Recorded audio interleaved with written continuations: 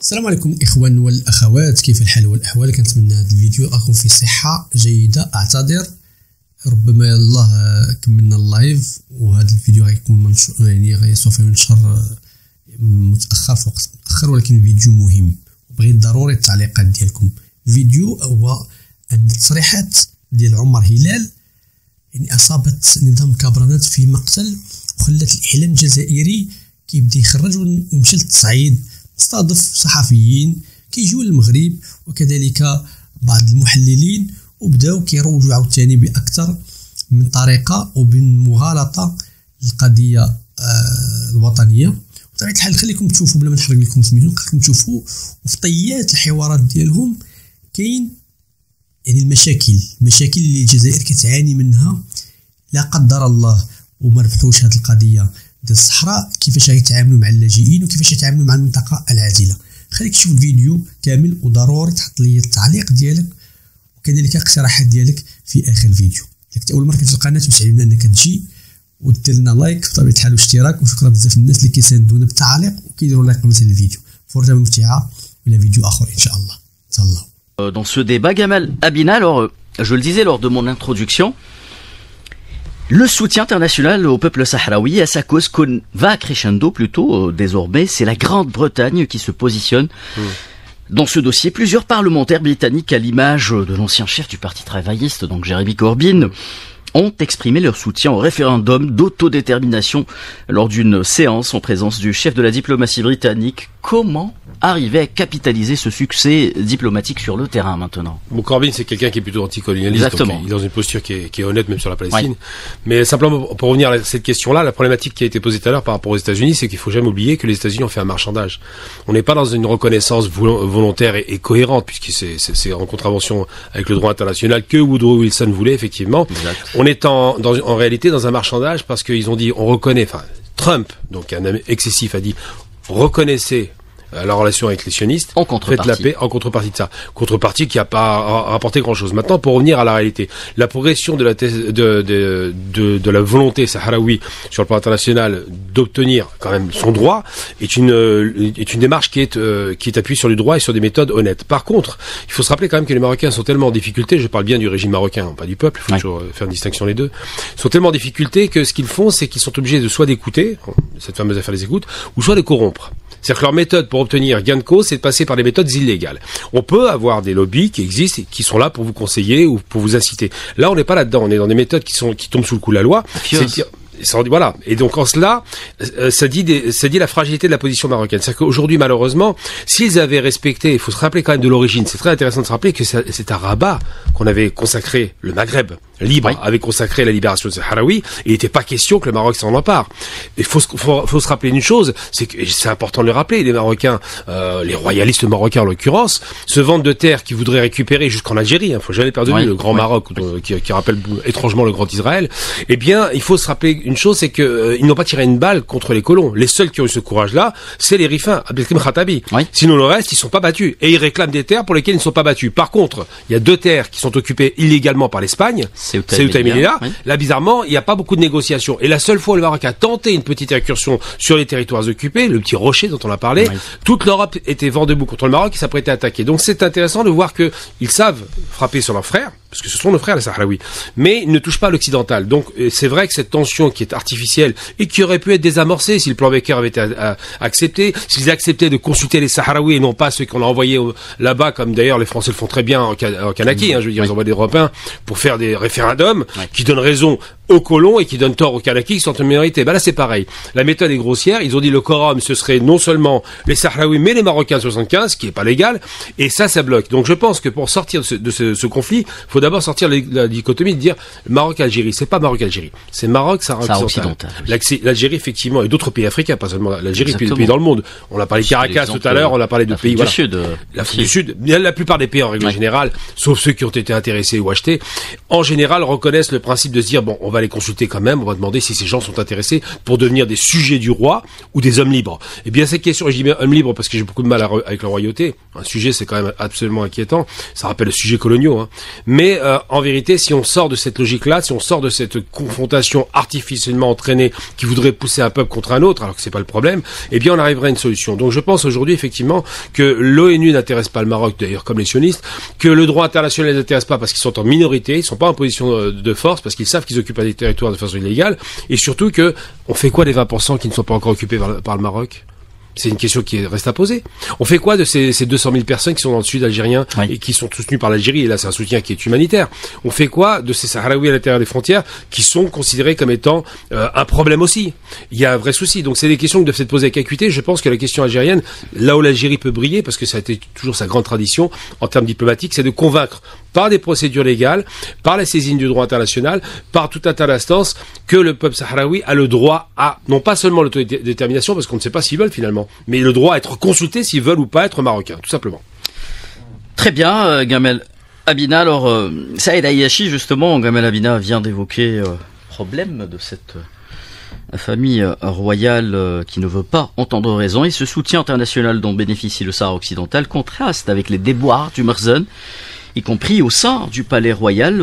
Selon le site afrique.com, l'appétit, la lutte pour le pouvoir et la succession mine le Maroc de l'intérieur, avec un roi absent et malade et complètement déconnecté des affaires de son peuple et de son pays. Mais ce n'est un secret pour personne désormais, alors que le peuple marocain s'inscrit en porte-à-faux avec l'ensemble de la politique du gouvernement et souffre sur le plan socio-économique. Quand est-ce que le Merzen comprendra qu'il court à sa propre perte et qu'il creuse sa propre tombe en suivant cette politique? Je crois que ça tient à la nature même du régime marocain, c'est-à-dire une monarchie de droit divin.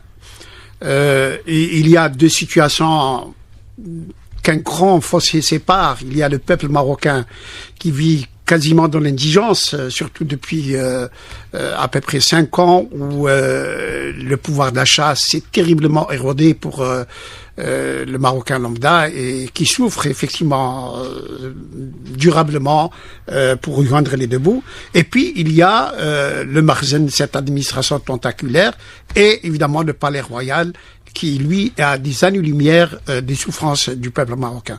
Mais précisons une chose, les problèmes de succession, en fait, n'auront aucun impact, à mon sens. Je suis de ceux qui pensent qu'ils n'auront aucun impact sur cette question, ni celle du devenir du peuple marocain, si ce n'est alors un bouleversement, une véritable révolution que connaîtra le Maroc.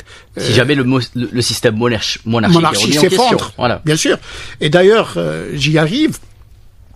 Parce que tout simplement, les responsables, si tant est que ce mot soit juste, les irresponsables marocains ont perdu toute indépendance de la décision politique. Ce n'est pas les Marocains, ce n'est pas ni le Premier ministre, ni son gouvernement qui gouverne le Maroc, c'est Azoulay, le conseiller du roi, qui reçoit ses orientations de Paris, Tel Aviv et Washington, et qui gère le Maroc dans l'intérêt de ces grandes puissances, en donnant des miettes au peuple et en gavant la bourgeoisie marocaine.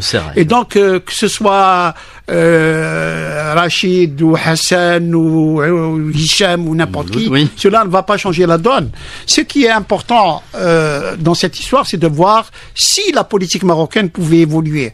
Or, malheureusement, on a parlé de cette politique expansionniste qui existe depuis Adel El-Fassi et le parti de Sirlel, mais quand même, constatant que le roi Hassan II a réussi d'agréger la classe politique marocaine autour de ce faux dossier du Sahara occidental, en leur faisant miroiter une grandeur du Maroc par une politique expansionniste qu'on en vient de décrire maintenant, et cette classe marocaine, cette classe politique marocaine est terriblement médiocre, terriblement crasse, jusqu'au point où un parti islamiste qui, dans ses statuts et pas dans ses déclarations, inscrit la cause palestinienne comme étant sacrée, mais qui lui signe la normalisation avec les bouchers de Sabra et Tatila qui sont accueillis à bras ouverts sur des tapis rouges. Et ça augmente le divorce. En plus du divorce économique, il y a un divorce politique entre le peuple marocain et la classe politique marocaine et son roi, qui l'a trahi d'une certaine façon, puisque la cause palestinienne, comme chez tous les peuples musulmans, a une connotation de sacralité pour ces peuples musulmans. Et par conséquent, aujourd'hui, ce n'est pas là qu'il faut. Ce qu'il faut craindre, c'est cette recherche effrénée, éperdue, désespérée de la bilatéralisation du problème, de le sortir de son cadre international juridique qui est défavorable au Maroc pour le placer dans un cadre de voisinage avec l'Algérie. Idéologique, dans ce cas-là. Bien entendu. Et donc de vouloir absolument accabler notre pays, de pouvoir chercher une certaine hégémonie sur la région. Et vous entendrez cette rengaine chez certains, dont les Européens avec lesquels on discute, les Américains, qui disent, vous savez, le droit international, c'est vrai, il donne raison aux Sahraouis. Mais si jamais les Sahraouis votent et choisissent l'indépendance comme il est à peu près prévu, c'est l'effondrement de la monarchie marocaine. Or, nous n'acceptons pas l'effondrement de la monarchie marocaine. Voilà, on veut régler un problème par une injustice historique. Et donc, c'est là où la position de l'Algérie, comme celle de l'écrasante majorité de la communauté internationale, le respect du droit international, seulement en laissant les Sahraouis choisir librement leur destin. Effondrement du dogme de la monarchie marocaine. Colonisation de l'ONU vient de se clôturer. Il s'est tenu à Caracas. Les pays membres et à leur tête l'Algérie ont encore une fois appelé les Nations Unies à prendre leurs responsabilités désormais historiques quant au droit inaliénable du peuple sahraoui à l'autodétermination. Bien entendu. Le comité de 24, qui est aussi le comité de décolonisation de l'Assemblée générale des Nations Unies, donc s'est saisi des dossiers des peuples à décoloniser, dont bien entendu le Sahara occidental.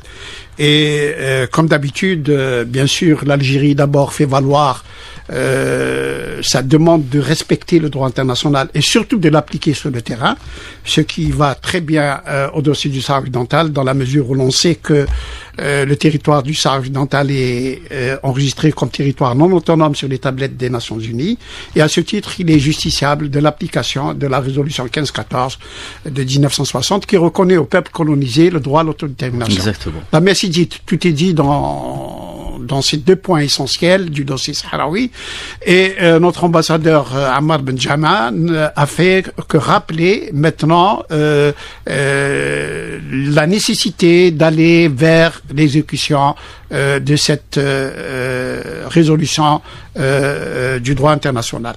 Bien entendu, il y a les empêcheurs de tourner au rang et apprentis colonialistes, en l'occurrence le représentant du régime marocain, qui sans aucun argument valable à opposer à notre diplomate Ammar Benjama, s'est lancé évidemment comme d'habitude dans une agression verbale contre l'Algérie, l'accusant de tous les maux, la responsabilisant de la création d'un tel dossier, lorsqu'on sait malheureusement pour lui que lorsqu'il a fallu signer le cessez-le-feu, c'est le Front Polisario qui l'a signé avec le Maroc, et quand il a fallu engager des négociations, c'était les représentants du régime marocain avec les représentants du Front Polisario, et que l'Algérie, comme nombre de pays à travers le monde, l'écrasante majorité de la communauté internationale, ne demande que l'application du droit international pour la résolution juste et définitive de ce conflit.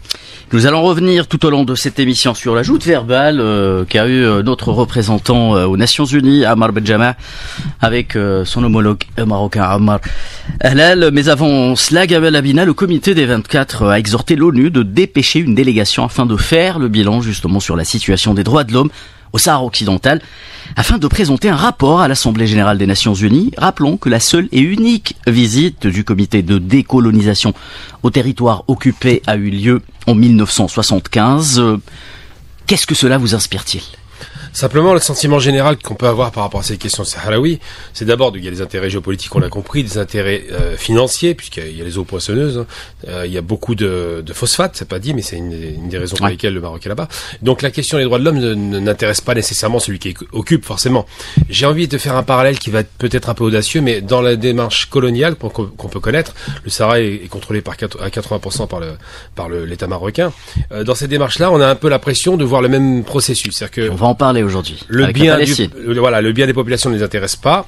Ça a été dit à l'instant, on disqualifie les Sahraouis en faisant croire que c'est l'Algérie qui est à la manœuvre, alors qu'en vérité, il faut bien réfléchir. C'est comme en Palestine d'ailleurs. Quand on parle aux Palestiniens, les sionistes disent quoi? On ne parle pas aux Palestiniens, on parle aux Égyptiens, on parle aux Qataris, on parle à d'autres représentants qui ne sont pas les Palestiniens par des intermédiaires. Alors qu'en vérité, la question, même si les Marocains voudraient parler aux Algériens, c'est bien les Sahraouis qui doivent être interrogés. C'est eux qui ont une légitimité à parler. Et moi, ce qui m'interroge, c'est de savoir pourquoi est-ce que on nie le droit à leur existence, une chose. La deuxième chose, ce qui m'interroge, c'est pourquoi est-ce qu'il y a un traitement effectivement extrêmement violent vis-à-vis des populations qu'on essaierait d'acheter aujourd'hui, puisqu'il y a de l'argent là-bas maintenant. Et pourquoi, surtout, on essaie d'engager une Algérie dans un conflit qui n'est pas le sien. Le seul conflit que l'Algérie entretient, c'est un conflit du droit, à savoir qu'il faut appliquer le droit dans cette région, et que le plan Baker qui avait été proposé n'a pas été appliqué. Donc toutes ces raisons font qu'aujourd'hui, effectivement, je crois très difficilement que ce comité puisse se rendre là-bas, sauf peut-être du côté algérien, Tindouf, pour aller voir l'état des populations. C'est une méthode qui est connue et reconnue. Quand un pays occupe un autre pays ou quand il veut prendre le contrôle par la force d'un pays, nécessairement, il veut cacher ce qui s'y passe et surtout, il ne va pas faire référence à l'état des populations qui ne l'intéresse pas. Exactement, Gamel Abina. Alors ça a lâché l'Algérie sur tous les fronts pour défendre la cause sahraoui. Le président de la République, Abdelmajid Tebboune, l'a rappelé dernièrement lors de son discours au ministère de la Défense nationale. Il l'a dit, texto, l'Algérie n'abandonnera jamais le Sahara occidental. Oui, permettez-moi d'abord de compléter ce qui vient d'être dit en réponse à votre question sur le fait que le comité des 24 aurait pris la décision de dépêcher une délégation dans les territoires occupés, probablement dans la perspective de documenter les violations massives et répétées que subissent les Sahraouis pacifiques qui ne font que revendiquer leurs droits légitimes reconnus par la communauté internationale. Afin de remettre dans le but de remettre à ce moment-là, il y a peut-être, avant que ce soit une décision du comité de 24 qui peut être très problématique, il y a deux autres perspectives en la matière. La première, c'est d'abord d'élargir le mandat de la MINURSO, qui, elle, ne contient pas dans ses missions la défense et le respect des droits de l'homme au Sahara occidental, alors qu'il y a 50 rapports qui ont été documentés depuis maintenant une douzaine d'années et qui établissent de façon irréfutable les violations massives et répétées quotidiennes des droits de l'homme contre les civils sahraouis par l'administration coloniale marocaine. La deuxième, c'est on se demande pourquoi le centre des droits le centre des droits de l'homme à Genève, qui maintenant est saisi des questions de violation des droits de l'homme, pourquoi ne dépêche-t-il pas une mission d'enquête, de vérification dans les territoires occupés du Sahara occidental? Et il en a la mission, il en a le pouvoir, sauf que la prime aux criminels, c'est le Maroc maintenant qui préside le Conseil des droits de l'homme à Genève. Mais enfin, cela n'empêche pas Monsieur Turk-Volker, il me semble qu'il s'en nom, d'avoir pris l'initiative de pouvoir peut-être envoyer ce qu'on n'a pas fait Madame Bachelet ni Madame Pillay avant lui lors de leurs mandats successifs. Et donc, par conséquent, il y a ici un silence qui n'est pas du tout à l'honneur des agences de l'ONU en matière de défense des droits de l'homme, lorsqu'on sait qu'il y a, encore une fois, des violations documentées, vérifiées, y compris d'ailleurs par le Parlement européen. Le rapport Tannock date de 2013, lorsqu'il a établi de façon claire ces violations, le département d'État US, bien entendu, mais aussi Amnesty International, Human Rights Watch, Frontline, etc. Votre question que vous posez à propos de ce qu'a dit le président de la République au ministère de la Défense nationale le 8 mai, effectivement, tout simplement pourquoi? Parce que d'abord, l'Algérie a souffert du colonialisme et des violations des droits de l'homme. Et je rappelle quand même que malgré 7 ans et demi de lutte et grâce à cette résilience du peuple algérien et à sa combativité et son esprit de résistance, nous avons dit qu'il est possible de respecter le droit international par l'organisation des référendums d'autodétermination qui s'est passé le 3 juillet, le 1er juillet 1962. Et donc l'Algérie est attachée au principe du respect du droit international et le principe de l'autodétermination des peuples colonisés. C'est le droit international qui le dit. Je rappelle à l'occasion que le concept d'autodétermination est un concept américain. C'est le président Wilson qui l'a proposé. Et donc, par conséquent, aujourd'hui, on s'étonne que la première puissance du monde, qui pourrait forcer à l'application du droit international, ne le fait pas, bien au contraire, elle pousse dans une autre direction qui n'est pas celle conforme au droit international. Et par conséquent, le président de la République l'a rappelé que l'Algérie est attachée à ce principe d'autodétermination. Et en fait, on n'a jamais dit qu'il faut donner l'indépendance aux Sahraouis, on a dit qu'il faut laisser les Sahraouis choisir librement leur destin, tel que le stipule le droit international. Et l'Algérie est énormément attachée à ce principe. Justement, sur débat politique avec Saïd Ayachi, président du comité ou de national voilà, de soutien, de solidarité avec le peuple sahraoui, et Gamal Abina, journaliste, éditorialiste, expert en questions internationales. Monsieur Abina, revenons au droit international, car c'est dans ce sens que le chef de la délégation algérienne à l'ONU, Ammar Benjama, a recadré le représentant du Maroc, Ammar Halal, comme l'a souligné Saïd Ayachi, lors des réunions du comité 24 au sujet de la configuration adéquate du dossier sahraoui. Benjama a déroulé une batterie d'arguments juridiques, politiques et de faits historiques imparables, irréfutables, replaçant le débat sur le Sahara occidental dans son cadre originel, celui d'un processus inachevé de décolonisation, rien de plus, rien de moins. Le problème, c'est que Ammar Halal, qui est pas un fin diplomate, loin s'en faut, qui est assez grossier, qui est peu éduqué à la diplomatie manifestement et qui est toujours dans l'outrance. J'ai vu une prise de parole une fois qui était caricaturale, où il donnait le sentiment qu'ils étaient victimes, qu'il y avait des bourreaux, que l'Algérie n'était pas dans une position effectivement de respect du droit.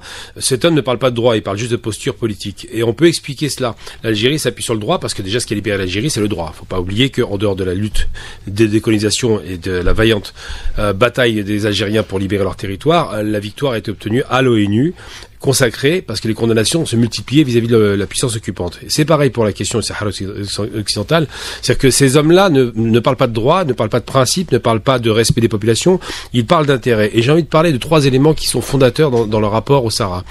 Il y a 3 éléments qui intéressent. D'abord, la question économique, j'en ai parlé tout à l'heure. Il y a beaucoup de phosphate, il y a beaucoup de poissons, il y a l'exploitation halieutique qui est importante, enfin pour l'instant elle l'est pas, mais elle peut le devenir.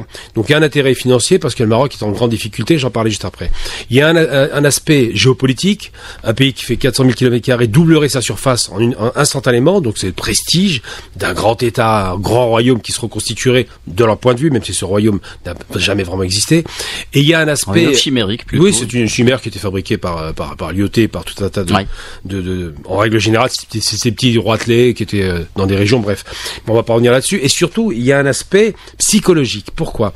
Parce que le Maroc se sent, et c'est une des raisons pour lesquelles il avait quitté l'Union africaine à l'époque, en dehors de la question sahraoui, l'OUA plutôt pour être très précis, se sent enfermé. Il a l'impression qu'il est cornérisé, qu'il est vraiment isolé, qu'il est dans une situation effectivement d'assiégé, parce qu'effectivement, d'un côté il y a la mer Méditerranée, de l'autre côté l'Atlantique, la frontière algérienne où ça se passe pas forcément bien, et cette fameuse frontière avec le Sahara occidental.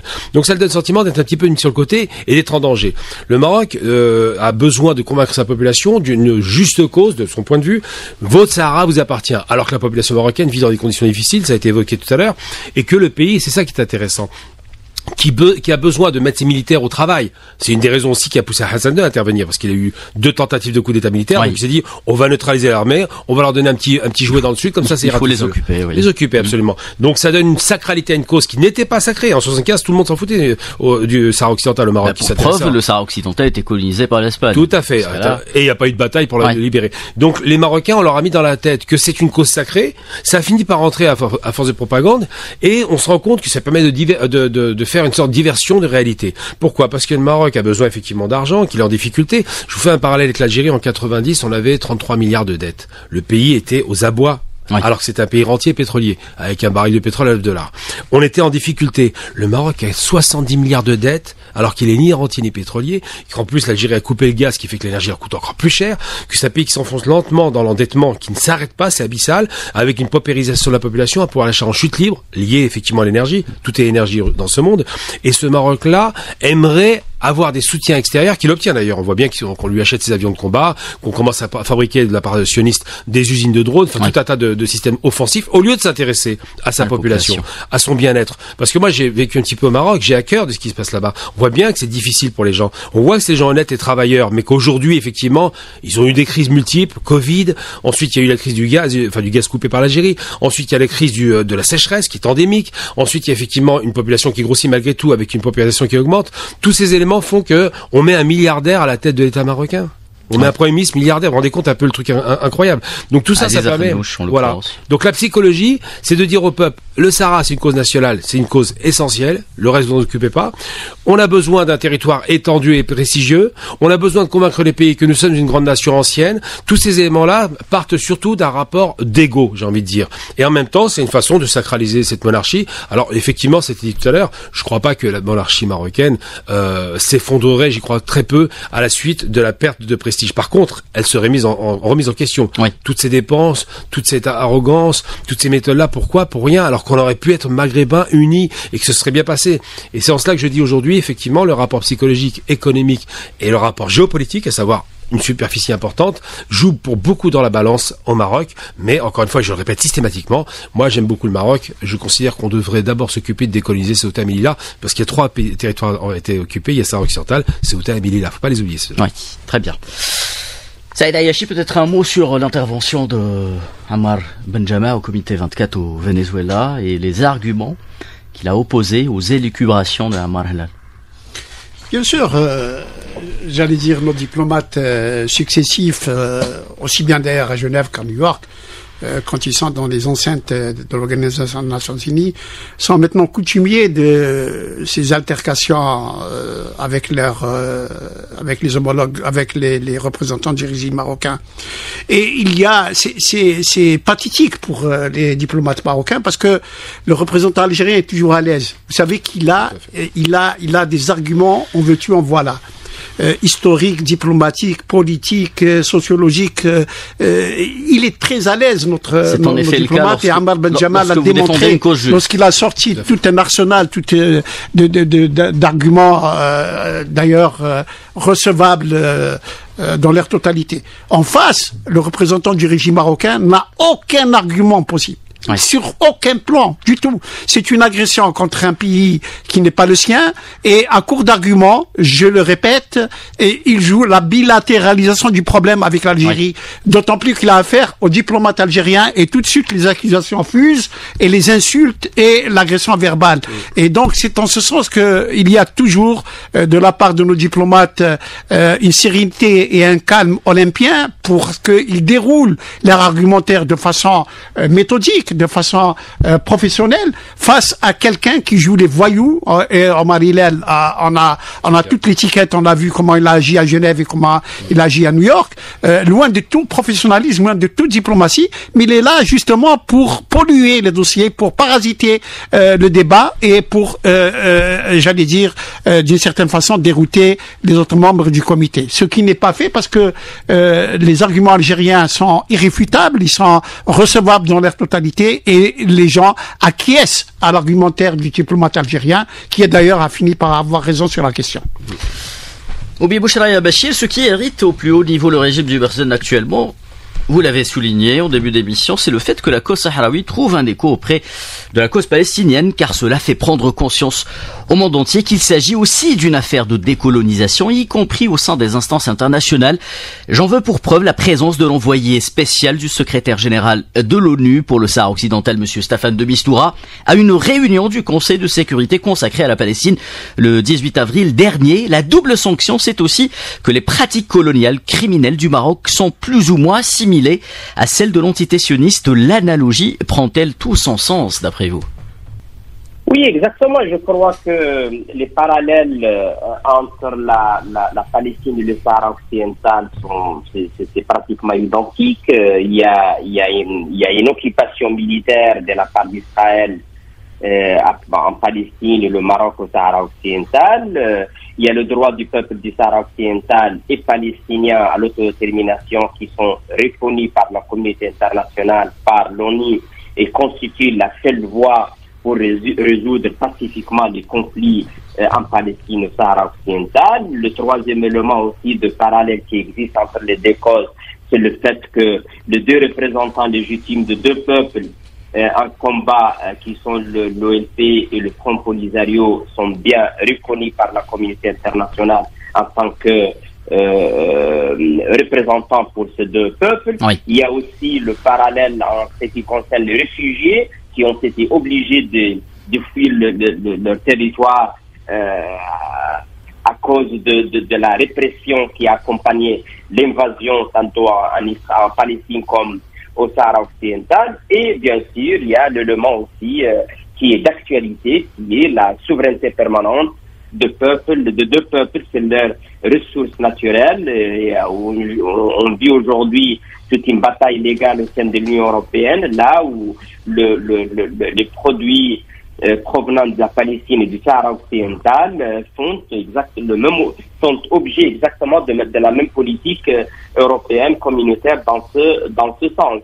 Aujourd'hui, ça c'est sur le plan juridique, et même sur le plan politique aujourd'hui, je crois que le retour en force de la question palestinienne aujourd'hui après le 7 octobre renforce exactement la position des Sahraouis, comme quoi les solutions soi-disant autonomie proposées par le Maroc, qui veulent contourner le chemin de l'autodétermination et le droit international, vont, en plus d'être à l'encontre des aspirations de peuple, ils mènent nulle part. Les accords d'Oslo, pratiquement, ils sont à l'origine de ce qui se passe aujourd'hui en Palestine. C'est exactement la proposition que le Maroc veut avancer maintenant et démontre encore une fois aujourd'hui, avec ce qui se passe à Gaza, que la voie qui peut garantir une paix durable en Palestine, au Sahara occidental. Solution à deux États. C'est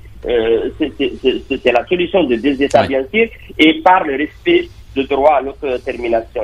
Donc, le Maroc, bien sûr, c'est un pays qui est la monarchie surtout, qui a forgé en quelque sorte toute sa légitimité autour de cette aventure expansionniste au Sahara occidental. Mais aujourd'hui, en plus d'échecs au niveau international, au niveau continental, au niveau régional, il y a à l'intérieur du Maroc une crise sans précédent avec ce divorce. Il y a la crise économique, bien sûr, il y a le taux de chômage, il y a tous les statistiques qui sont avancées par les agences internationales spécialisées. Il y a tout un divorce économique après le fait que l'oligarchie marocaine maintenant représentée par Afanouche, qui est à la tête du gouvernement marocain, est devenue clairement aux yeux de Marocains comme une machine en train d'exploiter le pays en faveur d'un petit groupe réduit. Il y a aussi le divorce politique entre la monarchie et le peuple qui aujourd'hui se trouve dans une situation de tension sans précédent à cause de la normalisation avec Israël et surtout après les crimes sanglants et cette violation qu'Israël, ce génocide qu'Israël est en train de commettre contre le peuple palestinien. Donc, on se trouve dans un moment où le Makhzen essaye, en plus de feux d'artifice et la propagande et tout ça, mais cette nervosité de représentants du Maroc, pas seulement à New York, mais aussi ailleurs, c'est le reflet d'une grande perte de vitesse. Et je crois que le moment est venu pour que le Conseil de sécurité, la communauté internationale, en tire les leçons et exerce les pressions nécessaires sur le Maroc pour aller dans la voie de la paix et permettre aux Sahraouis leur droit à l'autodétermination. Ça aide à Yachi, un mot, oui. Je voudrais juste compléter ce que vient de dire Sil Bachir à propos de votre question sur les similitudes ou le parallèle entre les deux dossiers. La presse titrait le 19 avril que faisait de Mistura dans une réunion du Conseil de sécurité consacrée à la Palestine. Passons sur la similitude physique. Vous savez, vous avez un mur en Cisjordanie, il y a un mur au Sahara occidental. Mais surtout, 2 points essentiels. Ce sont 2 États, l'entité sioniste et le régime marocain, qui développent avec acharnement et une politique expansionniste qui est inscrite dans les gènes de leur régime, d'une part, le Grand Maroc pour l'un, le Grand Israël pour l'autre, et là on voit que c'est encore la recherche de la terre. Israël ne cherche que la terre à s'agrandir, et le Maroc ne cherche que la terre pour s'agrandir. Et puis un autre élément qui lui est... Et même le récit, entre guillemets, messianique est le même. Bien entendu, historique pour l'un, messianique pour l'autre, bien entendu. Et puis il y a ce constat malheureux, ce sont les 2 seuls États au monde qui ne respectent pas les résolutions des Nations Unies du Conseil de sécurité. Il y a une centaine de résolutions qu'Israël ignore superbement. Il y a une 50aine pour le Maroc. Et comble d'inquiétude, c'est que ils ont le même protecteur qui ne permet pas de passer du chapitre 6 au chapitre 7 pour rendre ces résolutions contraignantes pour l'un et pour l'autre, pour enfin voir, lorsqu'on sait que la responsabilité du Conseil de sécurité, c'est de veiller à la paix et à la sécurité internationale. Non, on préfère laisser les troubles se multiplier, mais protéger ses protecteurs. Kamal Abina, un commentaire peut-être? Oui, bien sûr. Par rapport à la question, effectivement, les similitudes, elles sont évidentes, effectivement. Alors, même le messianique est des 2 côtés, je veux dire, les Marocains. Des 2 côtés, exactement. Oui, parce qu'ils pensent que c'est les dieux qui les ont nommés, bref. Mais simplement pour dire quoi? Pour dire qu'on voit bien qu'il y a des rapports, effectivement, liés au rapport géopolitique. Le Maroc est soutenu par pas seulement un protecteur, 3 protecteurs réellement, c'est France, Angleterre, États-Unis. Voilà. C'est donc les 3 pays qu'on appelle l'Occident, qu'on appelle la communauté internationale, parce que ceux qui font la loi, qui disent ce qu'ils veulent, et qui ont tous les 3 un droit de veto. Donc ça en dit un peu long sur le poids de ces pays-là par rapport à la question du Maroc. Le Maroc est une base qui est très confortable sur un plan économique, qui permet d'avoir un ancrage en Afrique du Nord, et avec un pouvoir qui est totalement inféodé à l'Occident par rapport à beaucoup de questions. Et tout à l'heure, vous aviez fait référence à une chose intéressante, vous aviez dit qu'effectivement, le PJD, parti islamiste, frères musulmans, qui était au pouvoir, rappelons-le. Qui était au pouvoir au moment de la signature de cette trahison du peuple marocain. Ils ont trahi le peuple. Et ben, la sanction était immédiatement tombée, et ça, on l'a pas fait attention. Le PJD perd le pouvoir parce que le peuple tout à fait, parce que le peuple lui reproche cette trahison. Parce que c'est dans sa charte, parce que c'est fondamental dans tous les partis dits islamistes ou fréristes qui s'inscrivent dans la logique de Quds. Donc c'est vrai que cette trahison, c'est d'autant triste à dire que certains partis dits de gauche et d'extrême gauche européens n'ont pas trahi justement cette tradition qui était inscrite. Exactement. Et c'est en cela que je dis le rapport de force. Alors après, ils ont perdu le pouvoir et puis ils ont commencé à parler sur la question palestinienne. Mais c'est trop tard. On peut pas se positionner a posteriori alors qu'on était aux commandes. Et c'est vrai qu'aujourd'hui, moi, je répète, je rends hommage au peuple marocain qui est un des peuples arabes qui manifeste, arabo-berbère, qui manifeste le plus pour la Palestine et qui aujourd'hui courageusement continue à le faire alors que c'est interdit quasiment sur le plan politique. Je rends hommage au peuple rifin parce qu'il a été le premier, il faut jamais oublier ça, le premier à libérer un pays africain. C'est Abdelkrim Khattabi qui a été un modèle pour l'Algérie. Faut jamais tomber dans le piège de dire on est divisé. Non, les peuples maghrébins se connaissent. Les peuples maghrébins se sont donné des éléments de communication et d'émancipation. Abdelkrim Khattabi était un admirateur de l'émir Abdelkader, d'où son blason d'ailleurs. Et tout ça pour dire que aujourd'hui, la question qui se pose, c'est une question politique et une question de pouvoir. Ce n'est pas une question populaire. Ce n'est pas une question géopolitique qui intéressait le peuple marocain qui est en difficulté économique. C'est une question de prestige de la part de ce qu'on appelle le Marzen ou simplement le roi. J'ai rencontré une fois le roi à Paris. Je vous le cache pas, j'étais très surpris du personnage. J'ai trouvé sympathique, courtois. Et j'ai pas eu le sentiment que cet homme-là était imbibé de cette idéologie. J'avais l'impression que réellement, c'est pas réellement lui qui décidait. On a l'impression qu'il était un peu en périphérie. Alors je dis pas qu'il a rien fait, mais ce que je dis, c'est que le sentiment qu'il me donnait, c'est pas celui d'un homme agressif ou quoi. En revanche, dans son entourage, là par contre les visages tombent directement. On sait à qui on a affaire. Un Premier ministre milliardaire, il y a un problème. On va au Maroc, on a des montagnes de milliardaires. Je parle des zones géographiques qui s'appellent montagnes milliardaires. C'est vous dire un peu le rapport entre les extrêmement riches, avec des Ferrari, je ne sais, et des pauvres qui sont mendiants dans la rue. C'est un truc incroyable. Et ça me fait mal au cœur parce que finalement, si les Marocains n'avait pas peur du Sahara occidental, de la réponse sahraoui, et je le dis depuis toujours, ça fait 10 ans que j'évolue dans les médias français, j'ai toujours dit par rapport à ces questions-là, je ne demande rien à la place sahraoui, s'ils veulent être marocains, qu'ils le soient, s'ils ne veulent pas l'être, qu'ils ne le soient pas, c'est tout, ni plus ni moins. La position algérienne est celle-ci. C'est texto ce qui a été avancé par le président de la République. Ce qui est normal, on n'a pas à se positionner à la place des peuples. Si l'Algérie dit que les Sahraouis doivent choisir, ils sont dans leur bon droit. Et si les Marocains refusent ce choix, et là la similitude elle revient, ça revient à dire comme les sionistes que le peuple sahraoui n'existe pas et qu'ils n'ont pas voix à la parole. Et ça c'est intolérable. Oui, Bouchraya Bachir, alors pour tenter de mettre un voile sur la vérité, cette vérité que mes invités viennent d'évoquer, le Barzen est prêt à tout.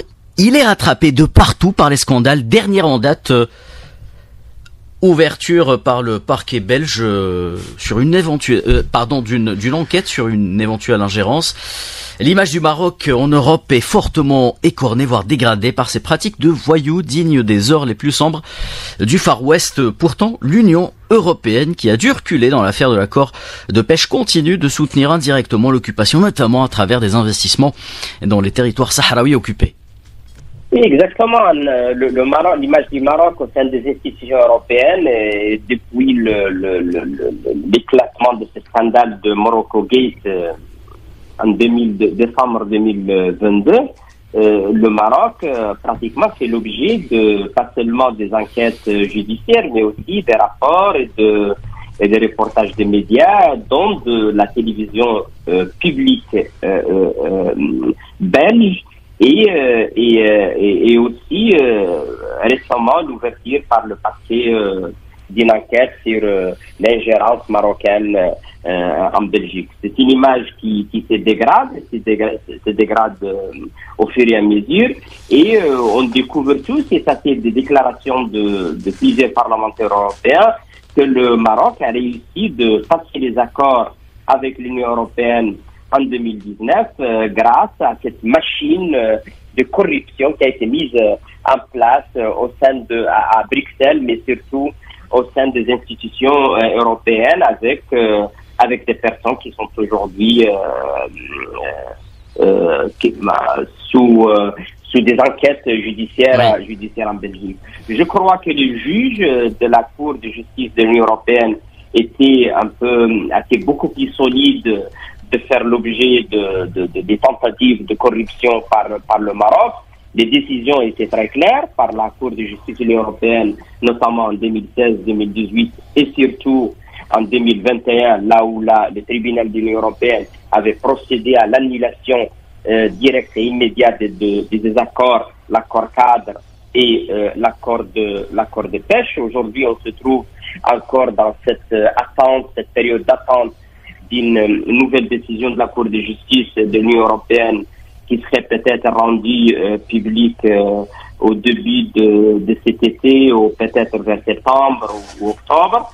Et on est toujours dans l'optimisme, comme quoi la jurisprudence est solide et consolidée d'une façon progressive, et nous espérons que la nouvelle décision va confirmer exactement la souveraineté du peuple du Sahara occidental sur ses ressources naturelles et la nécessité de consulter le peuple sahraoui à travers le Front Polisario avant de procéder à un éventuel renouvellement de ces accords. Le Maroc perd parce que le droit est totalement à côté des Sahraouis, et je crois que la Cour de justice de l'Union européenne, sa nouvelle décision, comme l'a fait déjà la Cour africaine de droits de peuple et droits de l'homme, mais il faut rappeler aussi qu'en septembre 2022, la Cour africaine avait réaffirmé le fait que le Maroc occupe une partie du territoire de la race, et a appelé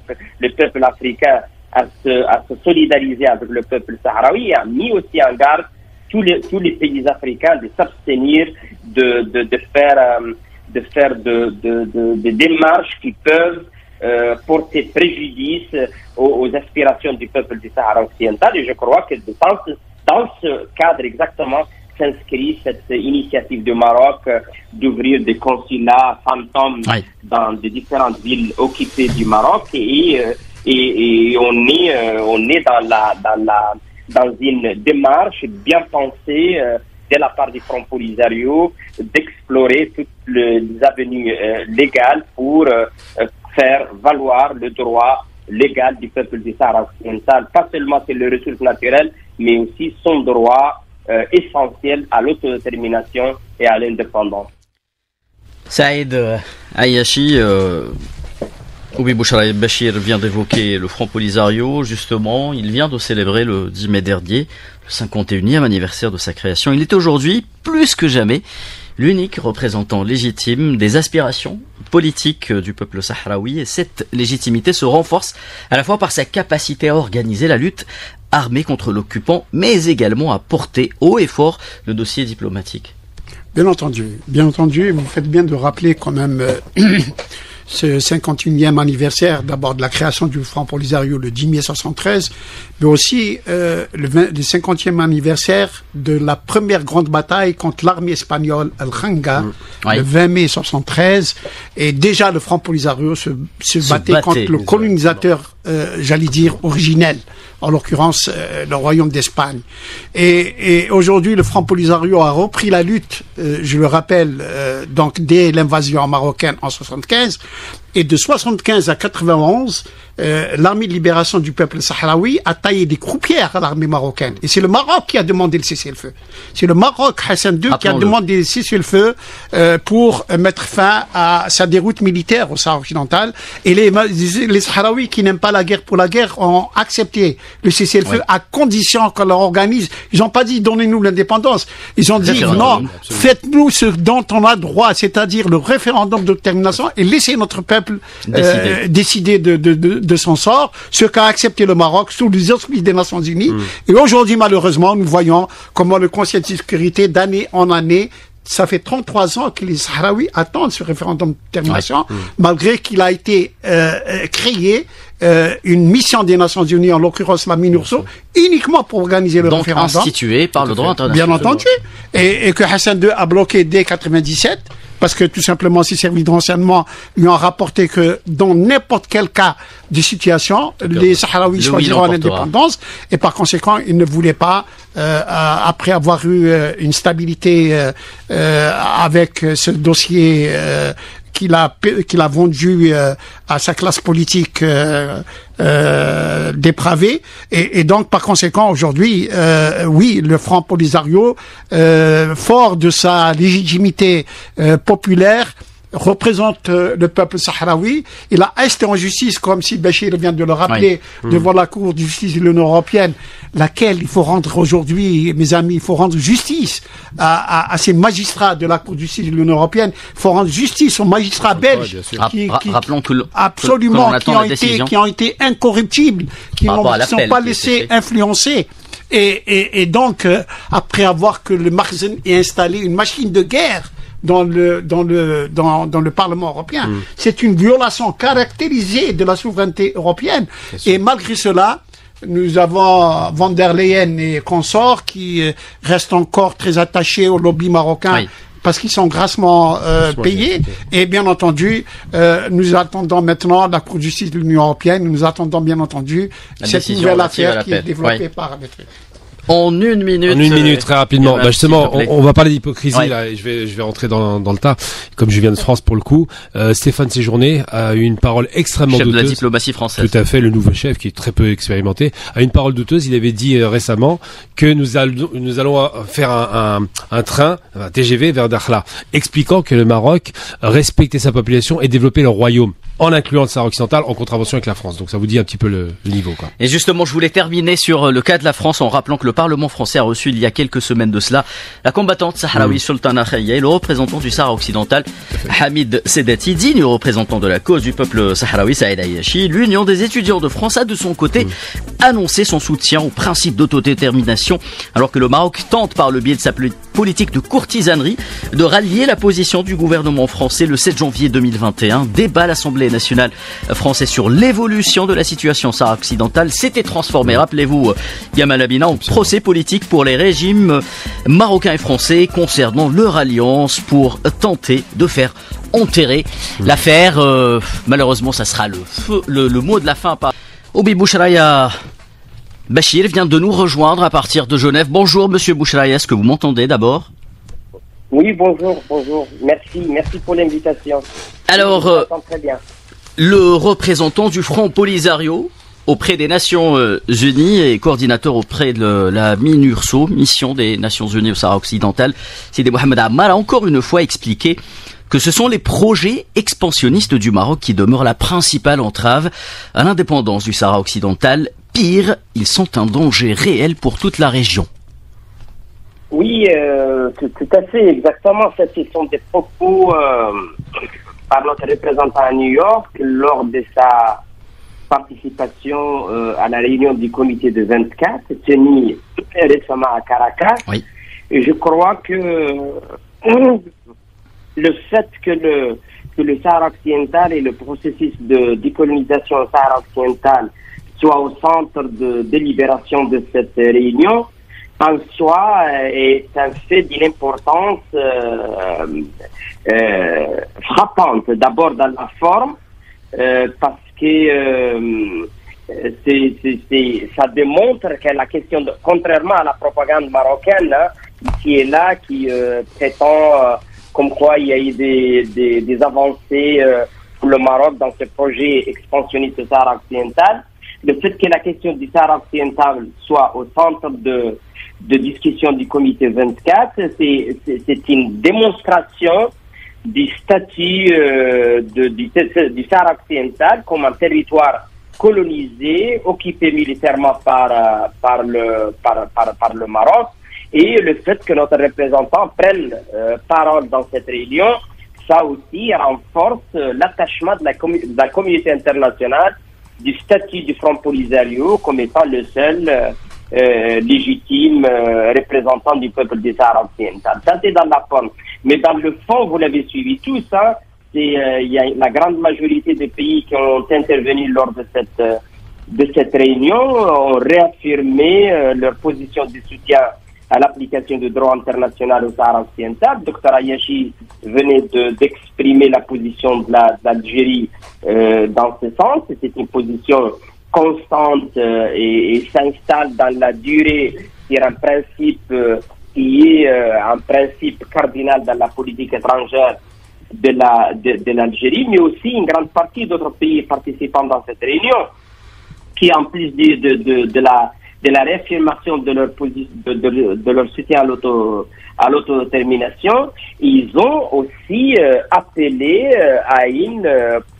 à l'ONU pour qu'elle redouble les efforts pour décoloniser la dernière colonie en Afrique, le Sahara occidental, en conformité avec la Charte des Nations Unies et notamment le référendum libre, régulier et transparent d'autodétermination sous les auspices de l'ONU.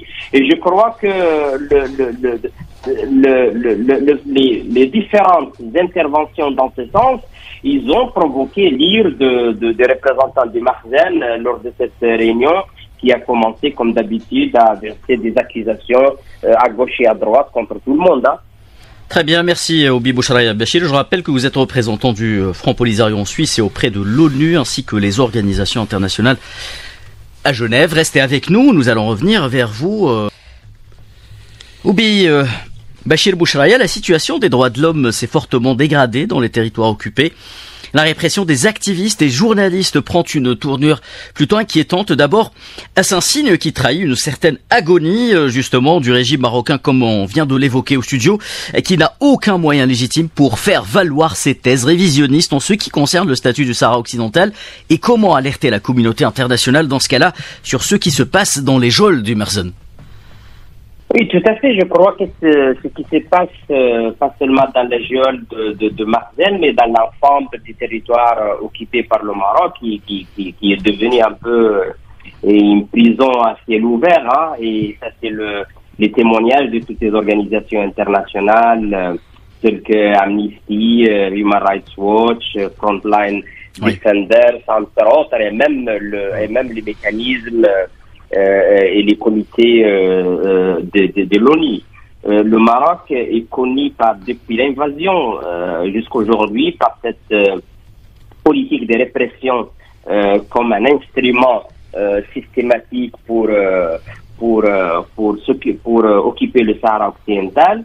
Et aujourd'hui, ce qui vraiment, quant à la réponse de la communauté internationale, je crois que en plus de l'absence d'un mécanisme de supervision des violations des droits de l'homme au Sahara occidental, la MINURSO est toujours connue par être l'exception parmi toutes les missions de l'ONU quant au mandat sur le droit de l'homme.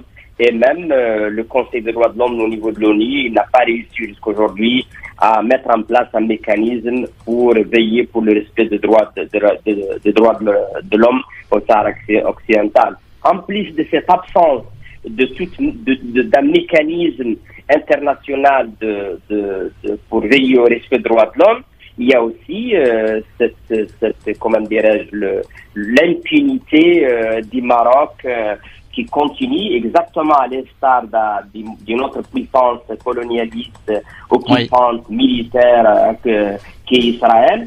Il continue à jouir d'une impunité et se permettre à refuser à coopérer avec la communauté internationale. À Genève, cette année, mais l'année dernière aussi, il y a eu des décisions de groupes de travail de l'ONU, notamment sur la détention arbitraire, mais aussi sur la discrimination raciale, le comité de l'ONU contre la torture, qui ont dénoncé le Maroc par la répression qui existe au Sahara occidental.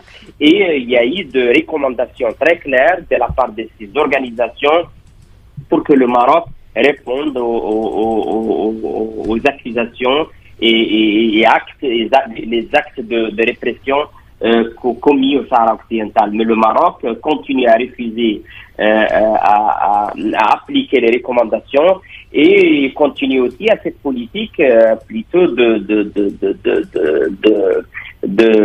viser les civils sahraouis par le bombardement massif, surtout dans les zones libérées, qui a touché en plus des Sahraouis aussi des citoyens de pays voisins. Oui. Et donc c'est un régime qui face à cette perte de vitesse, surtout sur le plan diplomatique international et les positions de soutien croissantes vers l'autodétermination du peuple du Sahara occidental, se livre à violer les droits les plus élémentaires au peuple du Sahara occidental. Le Maroc, malheureusement, en plus de feux d'artifice qu'on voit de la propagande marocaine, il y a des faits très clairs qui démontrent que le Maroc se trouve exactement dans les côtés erronés de l'histoire et qui est condamné à perdre cette aventure colonialiste au Sahara occidental. Il y a le peuple sahraoui qui est unanime, c'est le peuple autour du Front Polisario pour le droit à l'autodétermination. Il y a les deux pays voisins immédiats du territoire du Sahara occidental qui sont l'Algérie et la Mauritanie qui reconnaissent la République sahraoui et soutiennent le droit à l'autodétermination. Au niveau de l'Afrique, il y a l'Union africaine, là où la race à côté du Maroc siège comme étant un État membre au Sahara occidental. Et membre fondateur pour le cas du Sahara occidental, rappelons-le.